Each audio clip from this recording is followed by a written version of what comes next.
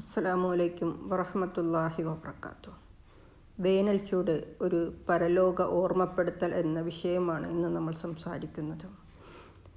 ഇന്ന് കഠിനമായ വേനൽക്കാലം അനുഭവിക്കുകയാണ്. ചൂടിൻ്റെ അത്യാഹിതം നമ്മെ ക്ഷീണിപ്പിക്കുന്നു, ദാഹിപ്പിക്കുന്നു. ക്ഷമയോടെയും സഹനത്തോടെയും നമ്മെ ജീവിക്കാൻ പഠിപ്പിക്കുന്നു.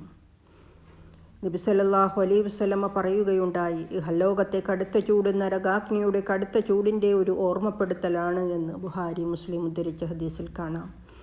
നരകാഗ്നി അള്ളാഹുവിനോട് പരാതിപ്പെട്ടപ്പോൾ അള്ളാഹു അതിനെ വേനലിലെയും ശീതത്തിലെയും 2 ശ്വാസങ്ങൾ അനുവദിച്ചു.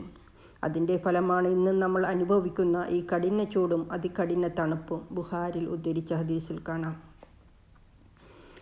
ഇത്തരം കഠിന ചൂട് അനുഭവപ്പെടുമ്പോൾ അള്ളാഹുവിനെ നരകാഗ്നിയുടെ ചൂടിൽ നിന്ന് രക്ഷിക്കണേ എന്ന പ്രാർത്ഥന ഉണ്ടായിരിക്കേണ്ടതാണ്. ഇതുമാത്രമല്ല, ചൂടിൻ്റെ കഷ്ടതയിൽ നാം ഇബാദത്ത് തുടരുമ്പോൾ അള്ളാഹു നമുക്ക് അത്യുന്നതമായ പ്രതിഫലങ്ങൾ വാഗ്ദാനം ചെയ്യുന്നു. ദാഹത്താൽ തളർന്നിരുന്നിട്ടും അള്ളാഹുവിൻ്റെ വഴിയിൽ പ്രവർത്തിക്കുന്നവനെ അള്ളാഹു തൻ്റെ അർശിൻ്റെ കീഴിൽ ചൂട് വെക്കുന്നുവെന്നും അഹമ്മദ് ഉദ്ധരിച്ച ഹദീസിൽ കാണാം. നാം വേനൽക്കാലത്തെ കഷ്ടതകൾ നമുക്ക് ഒരു മുന്നറിയിപ്പായി കാണണം.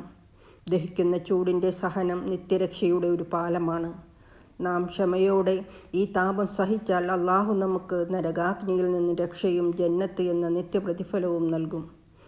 അള്ളാഹുവേ, ഞങ്ങളുടെ നിൻ്റെ സദ്വൃത്തരായ ദാസന്മാരിൽ ഉൾപ്പെടുത്തണേ. ആമീൻ യാ റബ്ബൽ ആലമീൻ.